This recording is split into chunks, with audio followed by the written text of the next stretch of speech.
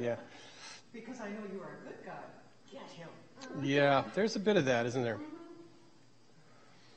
Where's all the loving your neighbor as yourself? Small people, it's better. Smite him, please.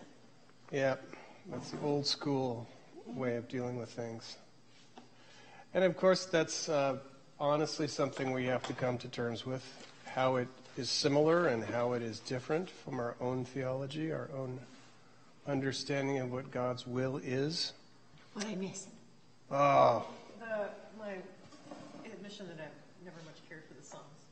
Oh, And there's so much pissing and moaning going on. there is. And please, God, smite him for me because, which is a little contrary to what we know as good Christian behavior, love your neighbors yourself.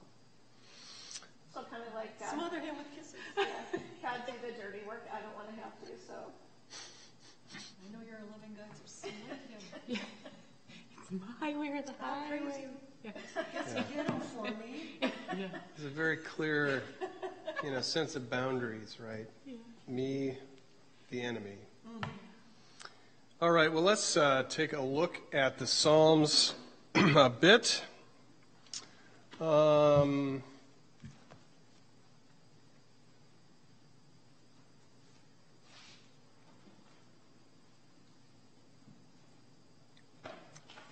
Perhaps we've all grown up saying Psalms.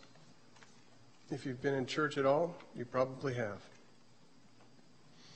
One of the first memorization passages that I probably learned was the 23rd Psalm. It's a psalm that I have used a lot in funeral services until I was talking to somebody saying, well, I really like saying the 23rd Psalm. It gives me a sense of hope and stuff. And they said, oh, yeah, that psalm that they always say at funeral services. So I'm rethinking the use of it at funeral services. Maybe I don't want to make it too wedded in people's mind with that because it's so much more than that. But anyways, how do we, as individuals and as a church, use the Psalms? Shout it out. Lots of different ways, right? Go ahead. It's used in the daily office. Used in the daily office for individual and corporate worship. And certainly as a part of our worship on Sundays. And what else? How do we use the Psalms? In the liturgy or just in general? Yes. Okay.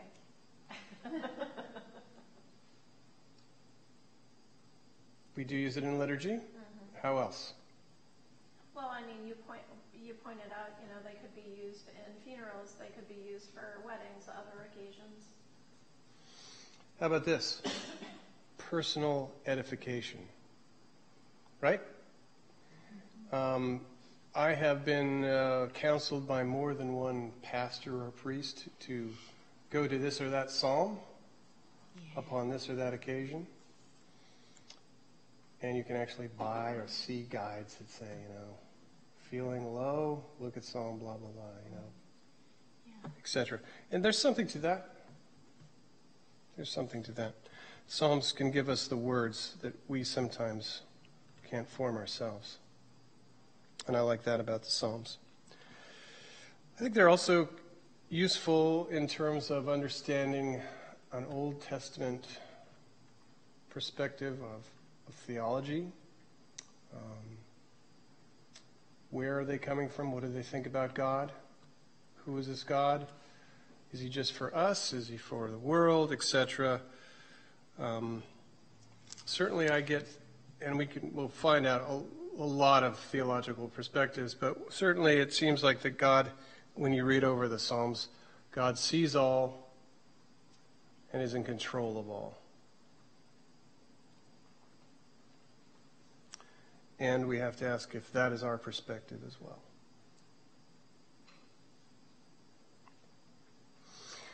And they are, and they always have been, either liturgically or personally, a way to respond to God, a way to stay in contact with God, to stay in relationship with God, a way to tell our hearts to God. And how else, from an Old Testament perspective, do we do that? Well, by keeping the law, that keeps us in relationship to God, and also through sacrifice. That also keeps us in relation, or puts us in relation to God. Well, saying the Psalms individually, or if you will, cultically, liturgically, is a way of staying in contact with God. You are speaking to God. And something happens. Maybe more so back in the day, back in the Old Testament days. A door opens, if you will, that allows communication with God.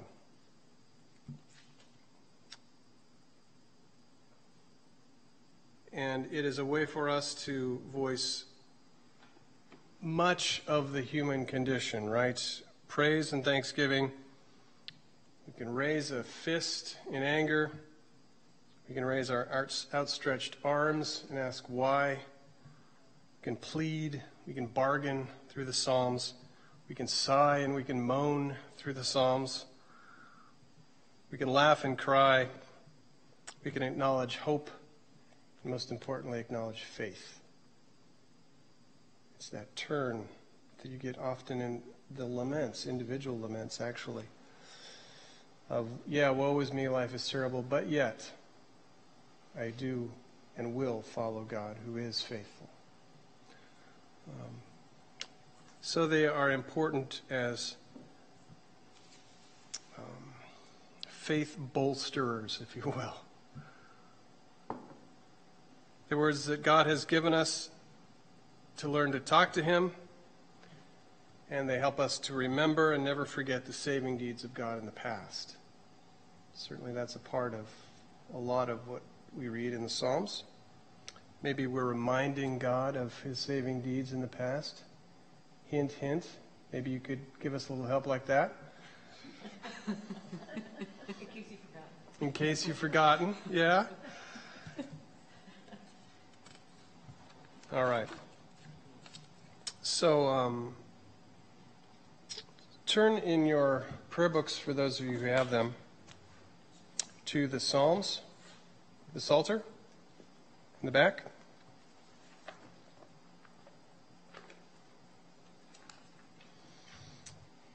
And by the way, while you're looking, I'll suggest as well that when we're looking at the Psalms and studying individual Psalms, you can use the prayer book, but also I think it's good to use it from a good study Bible because it has the superscriptions.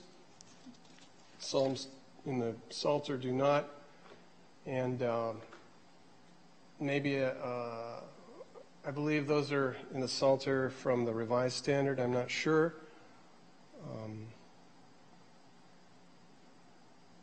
So you may get a different perspective if you look at it through the New Revised Standard, which is my favorite version of the Bible. But anyways, if you look at the Psalter in the Book of Common Prayer,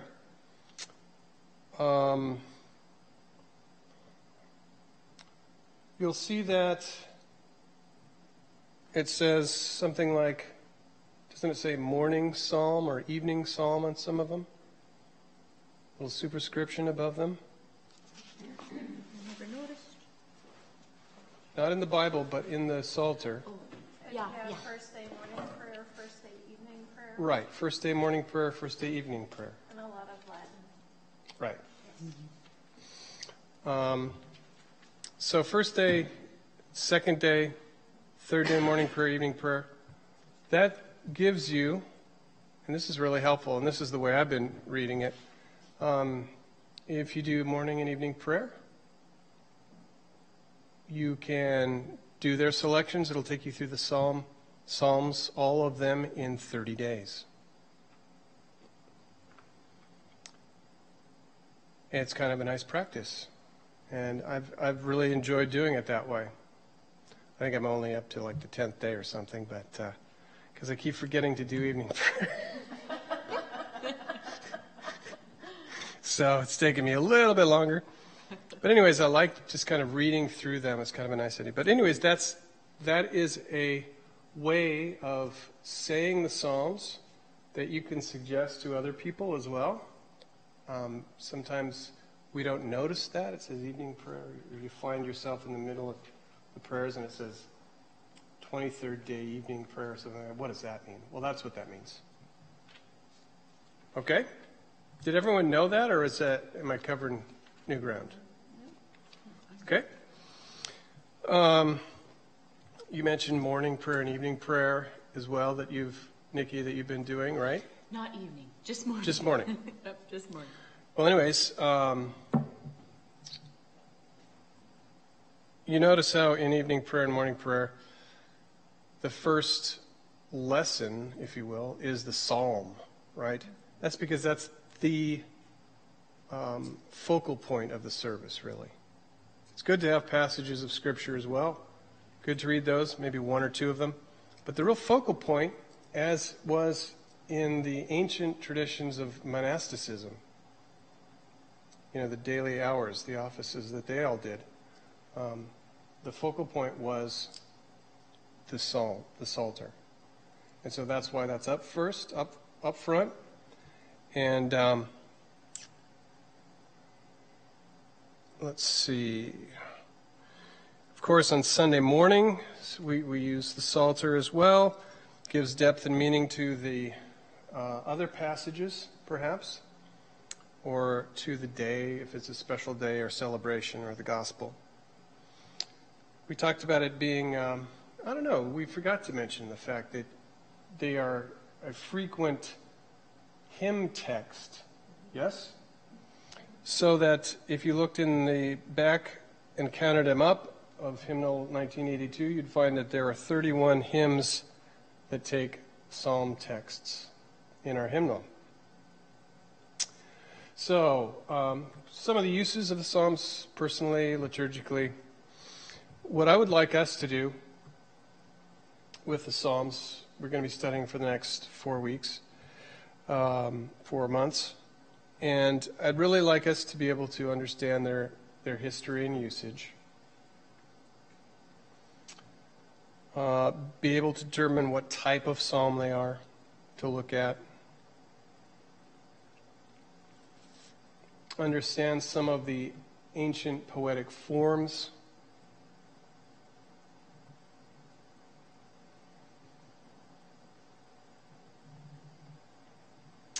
analyze particular psalms for theological content and personal use,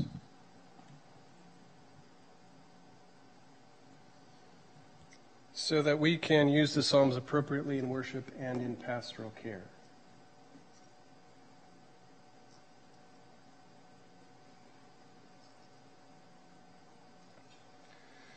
So as we go through these psalms, we'll be looking at types of psalms. We'll also be looking at individual psalms as types of the type, or an example of the type. And by the way, do any of you happen to have any commentaries on the Psalms? Now, if you don't go out and buy one right away. I have a number of commentaries on the Psalms. Sort of go through verse by verse. This is what I have. It's Visor. Pretty well known. It's part of the Old Testament library. Who is it by?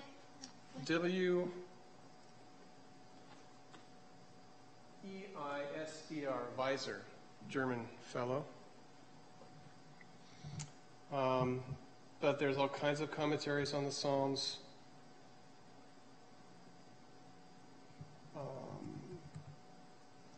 They're helpful, useful.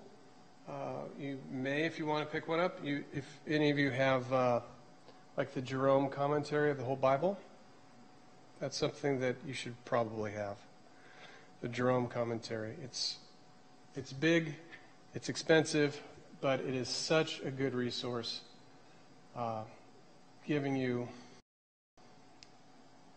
a good heads up of what's going on in every book of the Bible, and also some analysis of prophecy in general, or the Gospels, or Pauline letters, stuff like that. It's a great resource. Jerome commentary on the Bible. It's big, it's thick, it's expensive, like I said, but everybody should, if, like I said, you're going into the religious biz, you should really have it. Maybe it's a Christmas present, something like that, but it's that one commentary that you have that you can go to with any question or concern you have about a particular verse in a particular chapter of a particular book. And it'll steer you in the right direction anyways. It's because it's the whole Bible, you can't go really, really, really in depth, but it's good. It's a good introductory. So that would be a good thing to use on this if you ever had questions about, well, what does he mean when he says this or that? Okay? In the Psalms. And there might be, do you have one here? Okay. Yeah, people tend to hold on to them. They don't really give them to church libraries unless they die or something like that. It's a possibility. You may want to see what your library has. I don't know. Yeah. All right. So, where were we? So let's look a little bit at the ancient usage of the Psalter. And this is kind of a shift of thinking, I think, for us. I think it's important for us to ask, maybe not who and why a particular psalm was created, but more for what cultic purpose, or how was it used in worship, would be a better way of looking at individual psalms. Because most likely these psalms were used as either the text for a hymn book, or poetry, or for religious readings in the temple and in the synagogue. And they continue to be used today in the synagogue, of course. So they're read as scripture, recited as prayers, and sung as hymns. Now, if you look in your Bibles, often they will have superscriptions, writings above. That's what superscription means, of course. Writings above the Psalms. You can't find them in your prayer book, but you have them in most Bibles. And they're going to give us some indication of how the Psalms were used. For example, Psalm 30 was for the dedication of a temple. Psalm 100 was for thank offerings. Some psalms were for daily burnt offerings, the morning burnt offerings that they used. And this commentary that I was just talking about, Weiser, mentions the fact that they were very important for the cultic covenant celebrations, like Passover and Tabernacles and those big, big celebrations at the temple.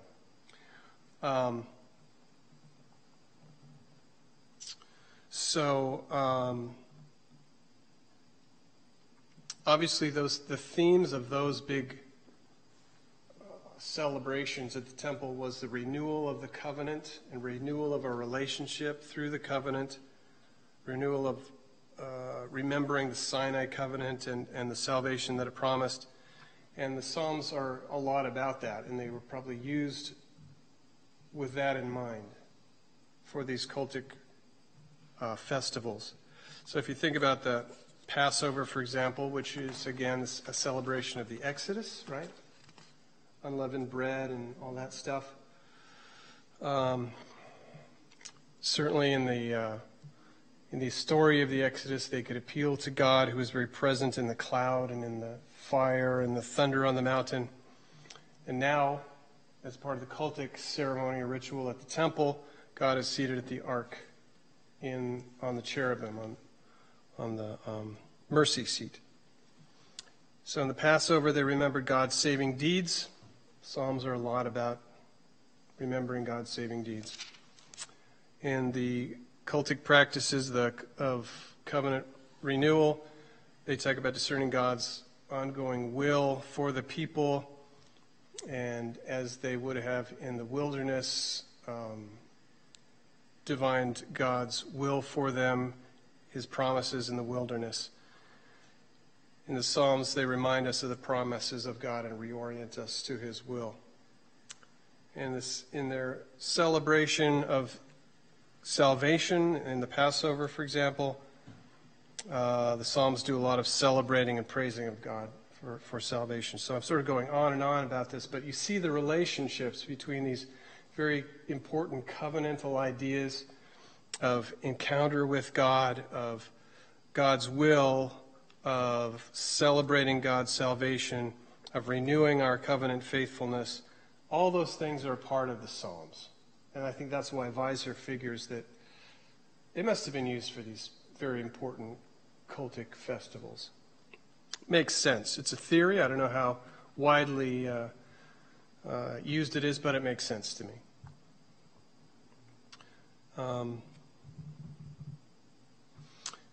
So let's talk about the history and formation just a little bit. The final form, as you read in Anderson, which I hope you enjoyed, it's pretty easy reading. It's nicely done. I mean, he has a real feel for the Psalms. He understands the Psalms. He writes with some passion about them, and he also is writing from a Christian perspective, which is interesting as well.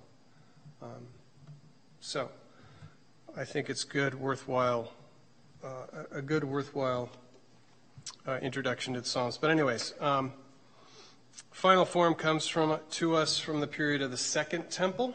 That's the final form, the form that we more or less know now, rebuilt by Zerubbabel around 520, after the Babylonian captivity, of course. So its final editing reflects the times and the values of the times. There are 150 Psalms divided into 5 books. 5 books should resonate with us. The 5 books of Torah. Oh. Pentateuch, yes. And they're patterned after the Torah here. Psalm 1 and 2, which I had learned, I never thought about before, but Anderson points that out for us, are introductory psalms that extol the virtues of meditating on the Torah and the hope for the Messiah. Meditating on the Torah in Psalm 1, very familiar psalm, and 2, hope for the Messiah. Those are 2 chief values of this Second Temple period.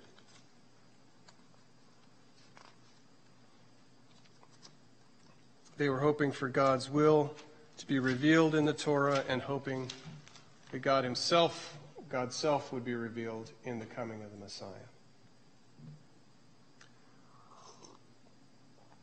Also, the synagogue was emerging as a focal point of prayer and interpretation of Scripture. A study of the Torah and the Psalms were used there. Okay. So that's the final editing, final format. But to say that they were created at that time is wrong.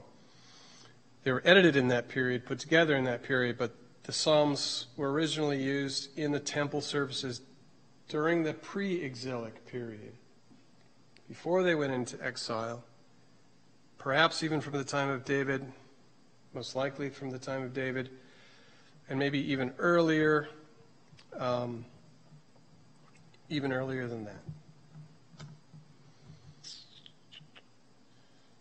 So, if you turn in Anderson to page, let's see what page that is, 27.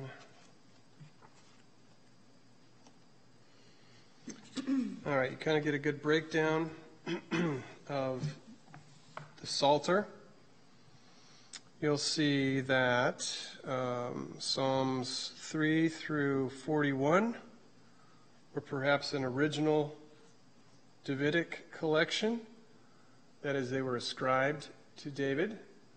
Does that mean that David wrote them? Maybe. Maybe not. Not sure. On what basis do we have to adjudicate that? Well, it does say that David was a skilled musician. We know that. We know that he organized music for worship. And that he sponsored at least some of the writings of the Psalms for worship. I wouldn't put it past David, the Renaissance man that he was. I'm seeing that yawn. To have created some of the Psalms. But again, they could be about David, or they could be ascribed to David. They could be reflective of David. It's always easier to get your stuff published if you have a famous name. Exactly right. So some of these, as I said, some of these psalms were composed probably earlier than David, perhaps as ancient as the times of the settlement in Canaan even, after the Exodus. If that's the case, then the Psalter would cover a 1,000-year period. So that's huge period of time with many contributions from probably many people. Probably I'll edit it out in that second temple period. So if you look on this selection here, we talked about the Psalms of David, the original collection, then the Psalms of Korah, which was a musical guild or family. There's a second Davidic collection. Then there's the Psalms of the Asaph guild or family. And then there's some additional Psalms of Korah. Others included from various occasions. And there are some Psalms that are not attributed to anybody. 34 of them, as a matter of fact. We don't know who or why they were written. But that's kind of a good guide of what you have in the Psalter, right there on page 27. And I would keep a hold of that. That's a worthwhile thing to use. So there are types of psalms. Did you know that? We did know that. Prior to reading Anderson, you could kind of figure that out. You can figure that out because we read them. You can, yeah. Praise, some are complaints, some are Exactly. supplications. You're right. So there's songs of thanksgiving, individual and communal, as you suggest. Hymns of praise to the Creator of Israel, the world, the ruler of history. There are festival songs and liturgies, like for the enthronement of the king. There are songs of trust and meditation. There are psalms of lament, communal and individual. We're going to be looking at those today. I don't think those are hard and fast categories, but typically, various authors use various typologies, I guess. But there are certainly lament and praise and narrative and festal or festival liturgical. Okay? So, let's dive into laments.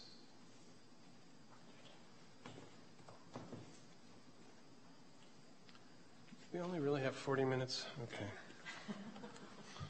I can't believe it. So, like I said, there are communal and individual. What is a lament?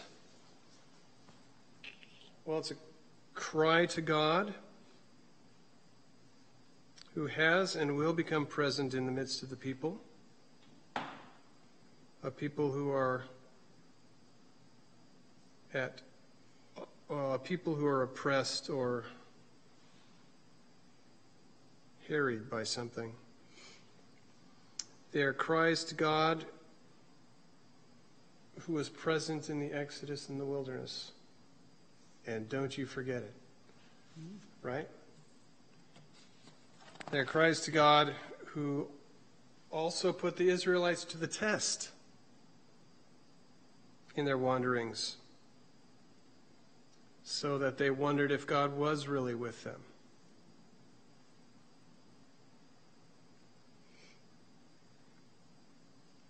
And some audacious people think that they're actually expressions of praise. I'm still trying to wrap my mind around that, but the various people like Anderson say they are praise offered in a minor key, in the confidence that Yahweh is faithful and in anticipation of a new lease on life.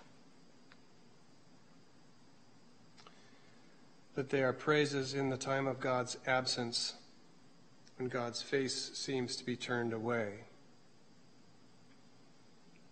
Think about that. It's kind of a... think about that one. I'll let you decide on that one.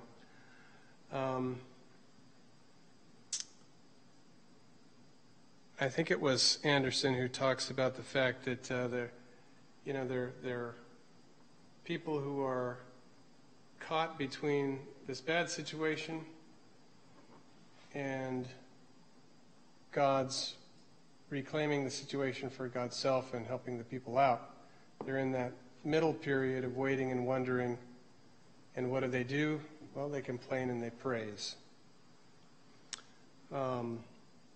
Betwixt and between. So laments, as you noticed, outnumber any other kinds of psalms in the Psalter. So there is a lot of bitching and moaning going on.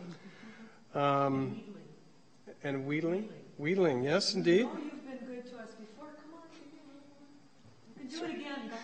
Yeah, that's right. Exactly. Yes, you're getting it. And they can also be found, psalms, laments, in other books, as we've noticed, right? In Jeremiah, Job, Lamentations as well. And they follow a format that was developed in the ancient Near East. Again, the Psalms were not, that psalmic form was not invented by the Israelites, but a Babylonian structure is an address, a complaint, a protest of innocence, a petition for deliverance, and a vow of praise and faithfulness to the deity. So that's, pretty similar. Let's look at the Old Testament form. There is an address to God. God lives at... 333 Heaven Street.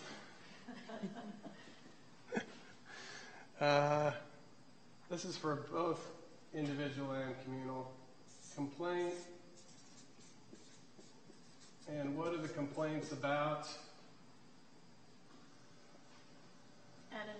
Enemies. What else? Unfair treatment. Suffering, illness.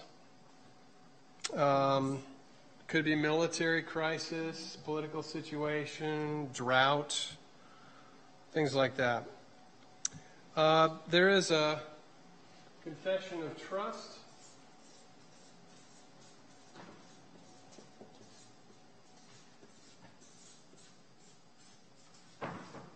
This is the nevertheless section.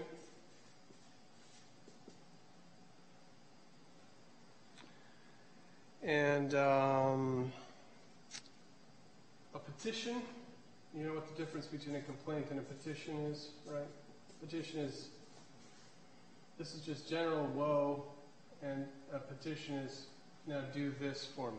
I want you to do this for me.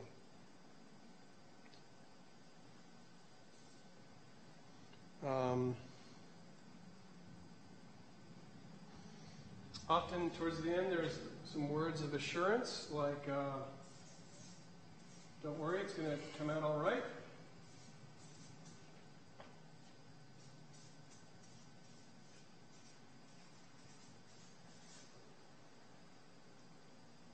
Don't worry, I'm with you.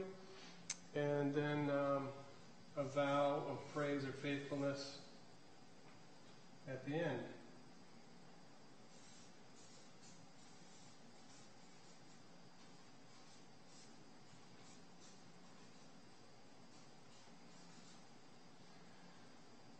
There are all certainly these components most of the time, though they don't have to be in any certain...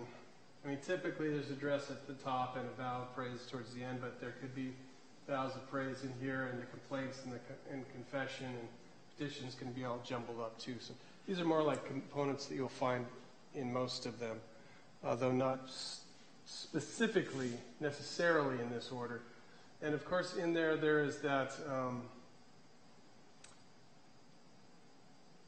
and I'm trying to figure out where it would fit, but that reminding God of how God has been faithful in the past element to it. Maybe that comes in the petitions, or the words of assurance, or the confession of trust. You know, nevertheless, you've helped us in the past, and we know you'll do it now, etc. But there is this general movement from complaint to praise, which is very interesting, isn't it? I'm not sure how I feel about that sometimes. Maybe it depends how I'm feeling at the moment that I read it. But so what's going on there? How could that happen in the midst of a psalm? One minute the person is complaining and I'm going to die, my enemies are going to overwhelm me. Then, oh, everything's great now. How can that happen? Well, there are some theories, I guess. Some people would suggest that if this indeed was a part of a cultic practice, a person could lay this psalm out, that these words of assurance could have been spoken by an oracle or a priest, saying, you know, they're laying this out. Then they're waiting for an answer. They get this answer, and then they can renew their praise and their faith. That could be. Maybe that was the role of a priest. I don't know. But a couple of the commentaries I've read seem to think that could very well have been the case.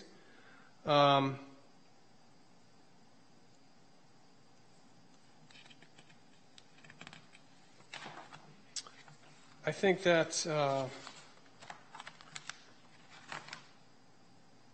there's a psychological motion, cathartic motion within us that if we let it all out, you know, and complain to God that, you know, at the end of the day, with all that crud gone, we realize the bedrock is here, that we indeed do have faith.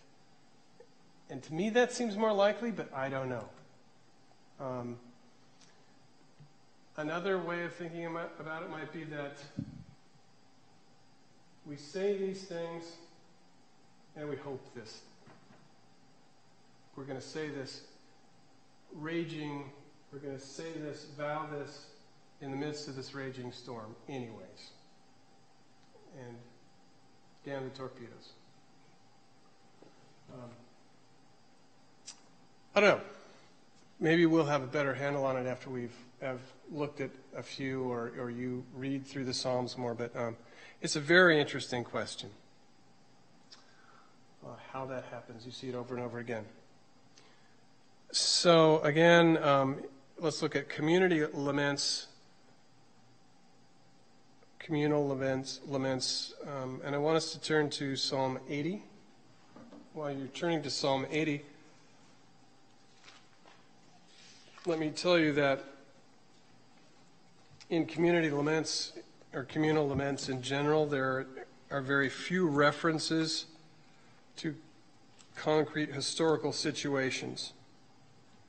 So we don't know, again, the provenance, where we do know more about the prophets, for example, where they're coming from,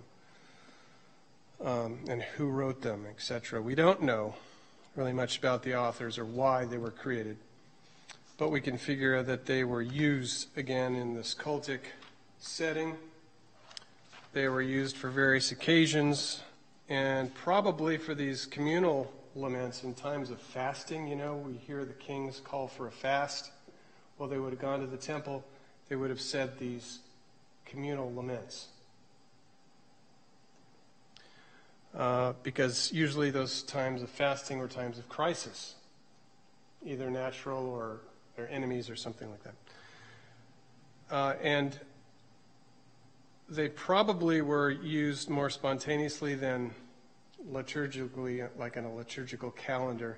They were probably used occasionally. That is, on the occasion of a drought, they would use this. But they wouldn't use it every second Sunday of the month or whatever, you know. All right, so let's look at Psalm 80 as an example. And eventually I'd like you to, what we'll probably be doing is I'll be asking you to examine some Psalms of your own. Those are probably going to be the kind of papers I'll ask of you. So as an example of this, I'll just kind of go through this with you and see what we can find, remembering this kind of thing. And here's a superscription. To the leader on lilies. Lilies is probably a tune, right? So just like we have in our hymnal various tunes, and we have an index of tunes, and you can match those with the text. Well, this text would have been used with that hymn tune on the lilies. It's of Asaph, that is, of his particular guild or family who were active in the temple.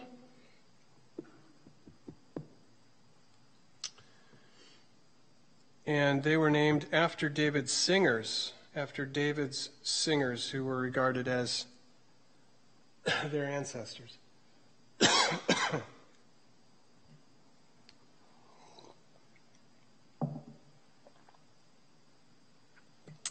So Weiser has a very interesting way of dating this. He does say that this was on the occasion because of the mention of the tribes of Ephraim, Manasseh, and Benjamin. It leads him to believe that it was dated at the time of the last king, Hoshea, of the northern kingdom. We talked about that. Northern kingdom, last king, Hoshea.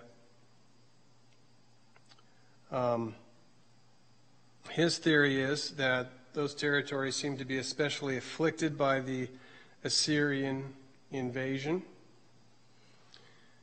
And this was a very critical time in the lives of those tribes, and they assembled in the sanctuary for this lament to God. It makes sense. Could be, though we don't know. Someone read the first 3 verses. Bobby? Hear, O shepherd of Israel, leading Joseph like a flock, shine forth, you that are enthroned upon the cherubim. In the presence of Ephraim, Benjamin, and Manasseh, stir up your strength and come to help us. Restore us, O God of hosts. Show the light of your countenance, and we shall be saved. First of all, it's pretty famous, right? The imagery is very famous, if nothing else. Let your face shine upon us. O shepherd of Israel, who leads Joseph like a flock. Again, classic imagery of shepherding. What do you make of enthroned upon the cherubim, shine forth from Ephraim and Benjamin and Manasseh? Again, this could be a cultic reference to the temple. I assume that Bethel had, I don't know, something like an ark as well. I don't know. But this would have been in the northern kingdom. And it's asking God to do a lot right off the bat there. Hear us, appear to us, stir up your might, restore, shine your face upon us. In their faith, they're calling out to God, the Lord of hosts, who directs battles. And you'll see that this third verse, restore us, O God, let your face shine, that we may be saved, is something of a refrain that comes back over and over again. You'll see it in 7 and some other places. 19. Yeah. And something like that in 14. So that could have been, the difference between a cantor and the congregation, maybe doing that. So, anything else about verses 1 through 3?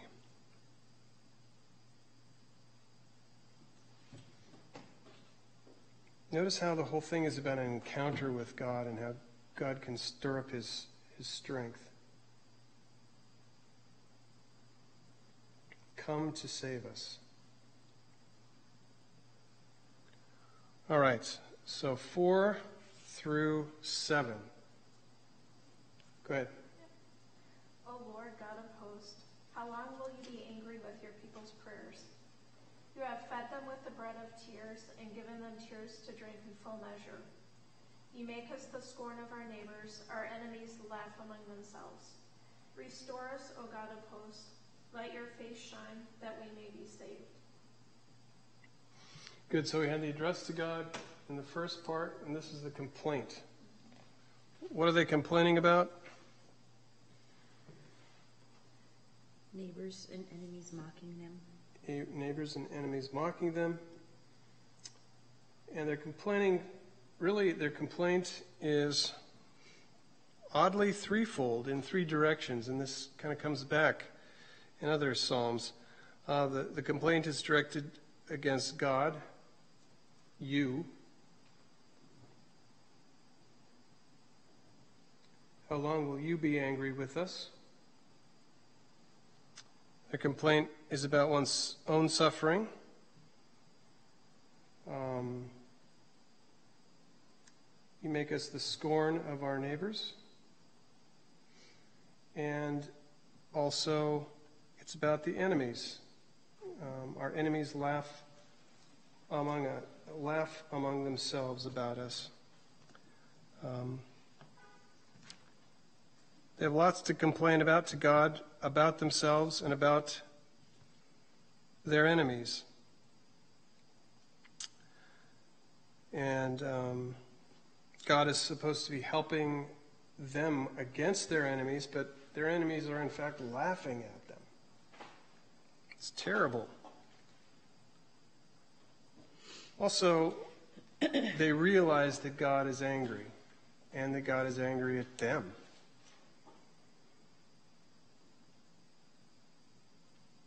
Perhaps they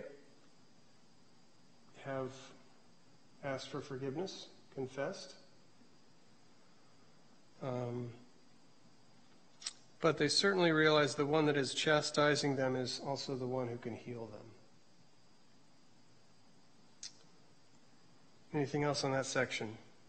I wonder what they're crying about. I mean, just the language itself is so vivid, the bread of tears.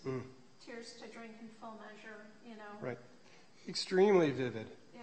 It's really something, especially if you think that God is the one who's supposed to be feeding you, and he's feeding you bowls of your own tears. Mm-hmm. Yeah. Intense imagery. All right. How about 8 through 11? Nikki.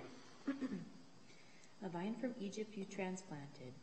You drove away the nations and planted it. You cleared the ground for it, and it took root and filled the land. The mountains were hidden in its shadow, by its branches, the cedars of God.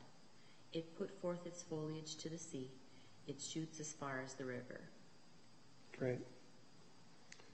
Again, classic imagery. We've had the shepherding imagery already. Now we have the vine and the vineyard imagery again. Classic stuff. You brought a vine out of Egypt. What is that referring to? Duh. The Exodus, right? You drove out the nations and planted it. That is, we conquered Canaan. You cleared the ground for it. It took deep root and filled the land. The mountains were covered with its shade. Its branches reached from the Mediterranean to the Euphrates River, which was the boundaries. This is a review of God's saving and planting and creating, his creation and his salvation in the past, and it's a stark contrast with what's going on now. It's almost pacific next to this really turbulent first section.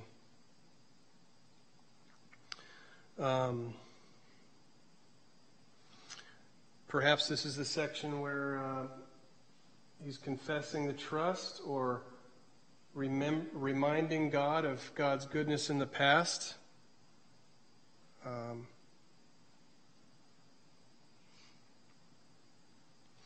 Also, it creates a picture that has an obvious outcome.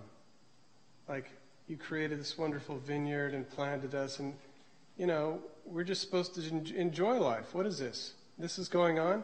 How is this reaching your goals for us, God, when this is happening? See what I'm saying?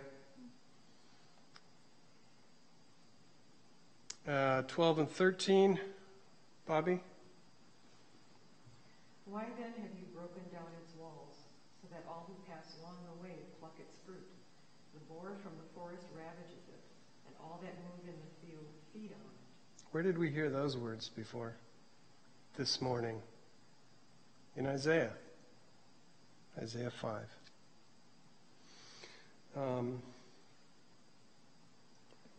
So, added to the question of how long is why. Well, this doesn't make sense. How have you allowed this to happen? And maybe it's an accusation against God. 14 and 15. Turn again, O God of hosts, look down from heaven and see. Have regard for this vine, this stock that your right hand planted. Okay. Serious petition territory here, right? We're asking God to do something.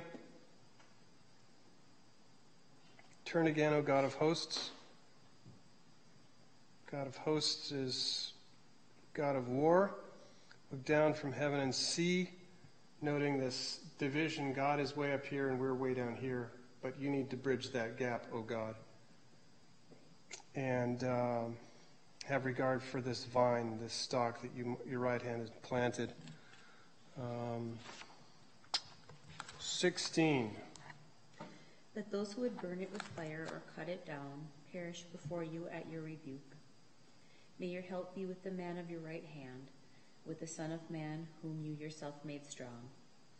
Then That's good. Okay. It's just a real tone of lament here again. Burned it with fire, cut it down. Great complaints. Keep going. 17, what's 17? But let your hand be upon the one at your right hand, the one whom you made strong for yourself. Could be a reference to the king. 18 and 19. Anyone? Then we will never turn back from you. Give us life, and we will call on your name. Restore us, O Lord God of hosts. Let your face shine, that we may be saved. Okay. So it's more like a vow to remain faithful, plus another petition right there at the end. Then we will never turn back from you. Give us life, and we will call upon your name. Restore us, O Lord God of hosts, let your face, and then that refrain again. So God has displayed his covenant loyalty in the past. Remembering this conquest of Canaan and the Exodus. And there's this hope and expectation that God will stay in his hesed, that his hesed is everlasting, his trustworthy, his loving kindness, his covenant faithfulness. And he does have the power to accomplish his saving purposes. then quoting something from Anderson, I wrote, nevertheless, the people of God find themselves again and again in the interim between God's promises and the fulfillment of the promises. This is a time of testing, faith, and courage. The people find themselves again in distress and wonder if God is really with them. All right, so kind of get the feeling of how to analyze and think about these psalms. Let's go on and look at an individual lament. And then I think we're almost done. I think we've just about covered it. So,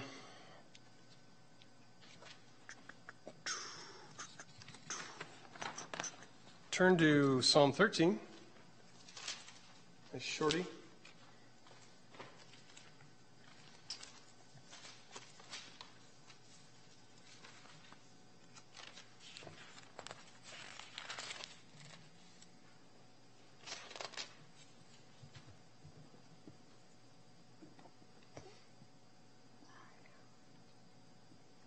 Individual laments are the most frequent kinds of psalms in the Psalter. Composed, obviously, by a person who, in a time of need or anxiety, went to the temple to pray. They are like the superscription of 102, Psalm 102, a prayer of one afflicted when he is faint and pours out his complaint before Yahweh. There's always a question of, I think Anderson points this out, who is the enemy? What is this ubiquitous enemy that they're talking about?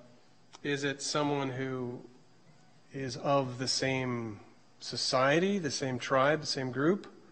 Or is it an outsider? Could it be more than just a person? Could it be used for an illness or some such as that?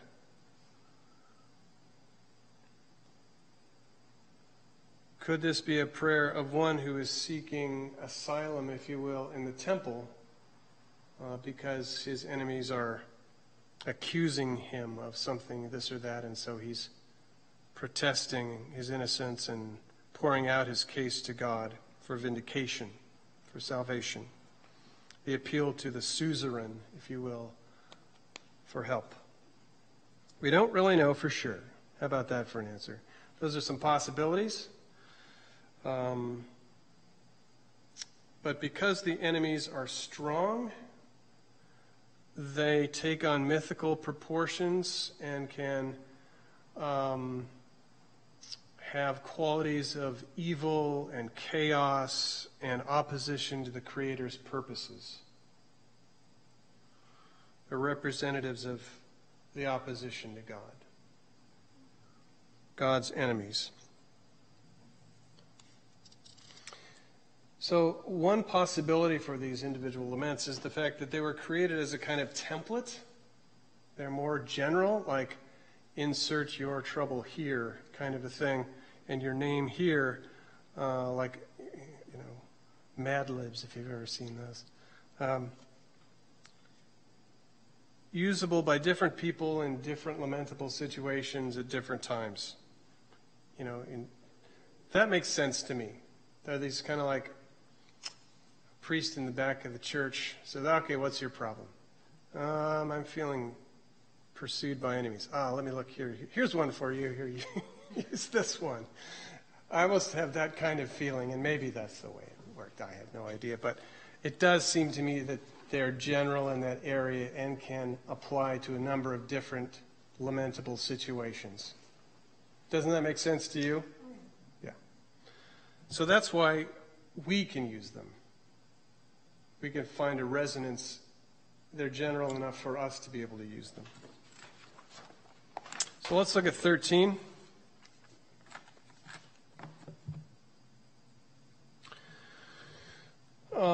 Nikki, could you read verses 1 and 2?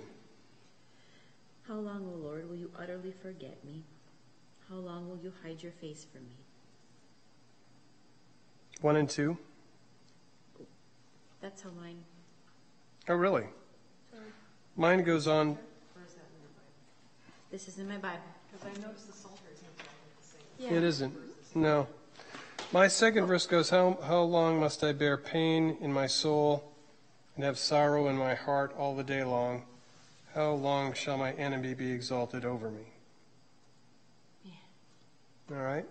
Those are the first two verses that I have. Again, that there's an address to God. We know it is God that he is speaking to. And it goes right into the complaint section, how long. And again,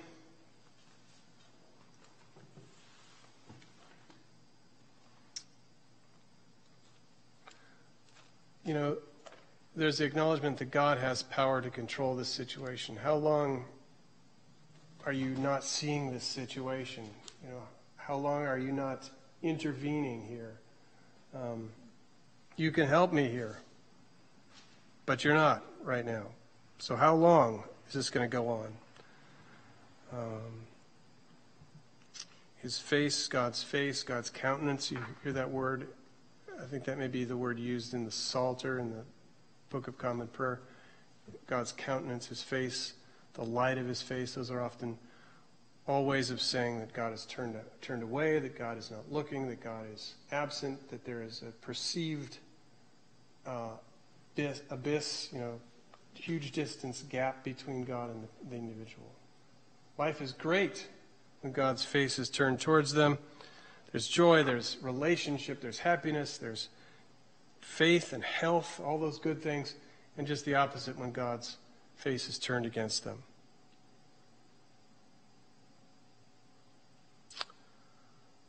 So again, there's that sense of threefold complaint.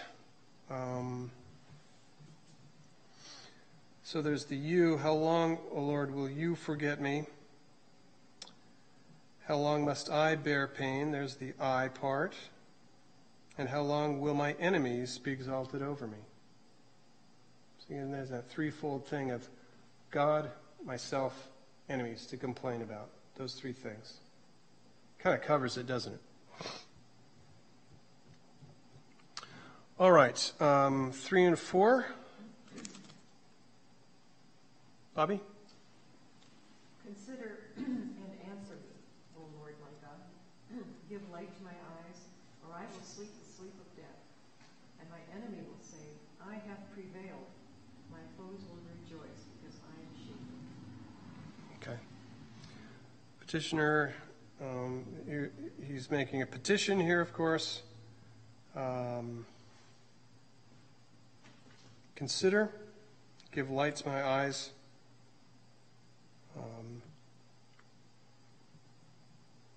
Interesting, give light to my eyes. That could mean a lot of different things, couldn't it? Make my eyes to see light things. Give brightness to my eyes, like when you look happy, there's you bright eyes. Give me a reason to live. Yeah. Yeah, that seems to fit in with, or I will sleep the sleep of death. Mm-hmm. Life, death. Yeah, I like that. Like if you see someone who's ill or dying, there's lifelessness in their eyes or something. All right, verse 5.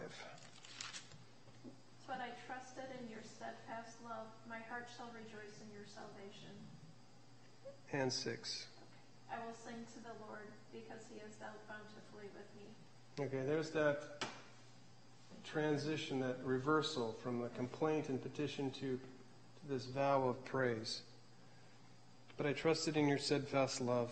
My heart shall rejoice in your salvation. I will sing to the Lord because he has dealt bountifully with me. Was that at the point where a priest came in and said everything's going to be all right? We don't know. But certainly if you were in a situation like that, and if you used it, you could probably gain some faith and assurance by having read it. Because of that turning. Like, oh, it was true for him, maybe it can be true for me. Make sense? Mm-hmm. Okay. So that's another way of kind of looking at these Psalms. And like I said, I'll probably be asking, I don't have my question for you, but you will need to do a paper for next time. And it'll most likely be, examining a psalm or two for content and use in a pastoral situation, something like that. So the only other quick thing is that Anderson finds sort of a subset within the set of laments, and that is penitential psalms. That is to say, yeah, we've screwed up. We've sinned. All we can do is throw ourselves on your mercy. And Anderson waxes very eloquently on the meaning of righteousness. If you read that part in there, it's an interesting take he has on it, and I think he's right. Righteousness does not mean sinlessness. It means seeking and being in good relationship with God, in relationship with God. Having asked forgiveness, he's done everything he can. Okay. One of the questions, we have 5 minutes, so I'm going to raise this question. Not a minute. We'll go undone here. Was it Anderson, I believe, who raised the question of whether we should, as a part of our liturgical celebrations, use all of the Psalms or be selective in our use of them? And of course, the classic example is, Psalm 137 or 139 or something like that, where it's a lament in the midst of the Babylonian captivity, and he says, how can we sing? Our captors asked us for songs of Zion. How can we sing songs of Zion in captivity? We've hung up our harps by the waters of Babylon and wept. How can we sing of the Lord's song in this captivity? Is that the one? Yep. 137? Mm-hmm. And then how does that end? The last lines of that. Happy shall he be who takes your little ones and dashes them against the rock. Yeah. Yeah, that's hard to do. Uh-huh. So, what do you think? Should we shelter people from the complete scope of the Psalms, or shall we? Well, I will in Sunday school. Right. And I think that's a good answer. I haven't gotten to this one yet. That's a very good answer, because you do want to look at your audience, if you will, your congregation, who you're talking to and what you want to express to them. Maybe there are contexts in which that would be of some use. I don't know what that might be. Yeah. Maybe there's a missing line. Yeah. There's a what? Maybe there's a missing line. I mean, everything else ends with, we know that if we turn to you, that everything will be all right. Yeah, There's nothing like that there. This just ends. It's terrible, isn't it? That's really It ends at the complaint, basically. Yeah, and a real, it's a petition, isn't it? And a short. So maybe there's something missing. This is old. The rest of the hymn is just incredible. It's just such a lament. We hung up our harps by the rivers of Babylon and wept. I mean, it was used in, was it Jesus Christ Superstar or Godspell, one of those. How can we sing a song in Zion, of Zion when we were in captivity? It's just a beautiful lament, but then it gets to that. Mm-hmm. Wow. So maybe there's something missing. Yeah, some strange editing going on there, but Just got lost. there it is. I wouldn't use that for Sunday school class. I think that's a sound Or point. pastorally. But here I am. Look, here I am sharing it with you, and wondering aloud with you. Should this be shared? Should this be used? It's hard to imagine a circumstance where it would be helpful in any way. But you'd I have could to have see- a long discussion after Yeah. it to explain the gist of it, I think. So. So maybe it depends on the context. Like, I think maybe this isn't the psalm that you focus on, or maybe it is. I don't know. Maybe it's not your psalm for a Sunday, but it could be psalm for a conversation or a Bible study. Or it sounds like you've lost hope. like, how do we deal with these parts of the Bible that are really icky? Like, there are other parts that are just horrible, and we still have to wrestle with them. God's still there in the midst of even this like real garbage like this.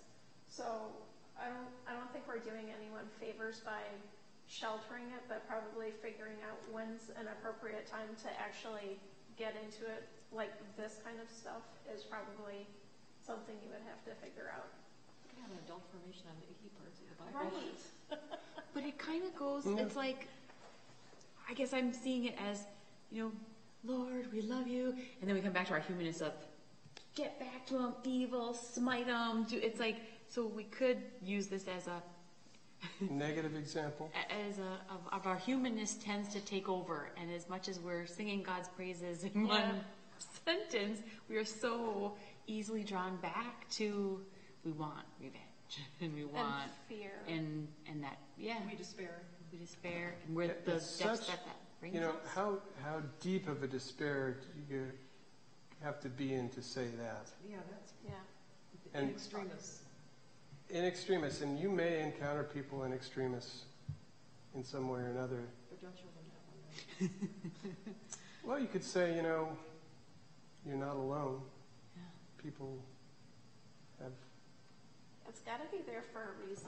yeah. It's just,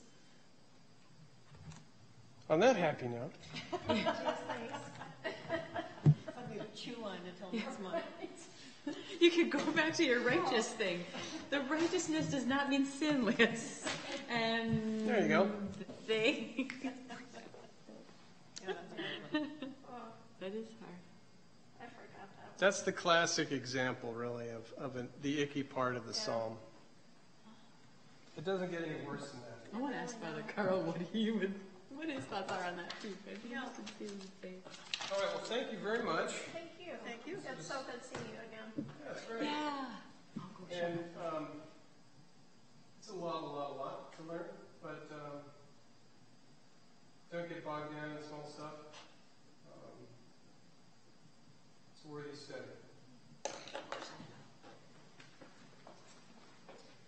I have to run away to have a rehearsal.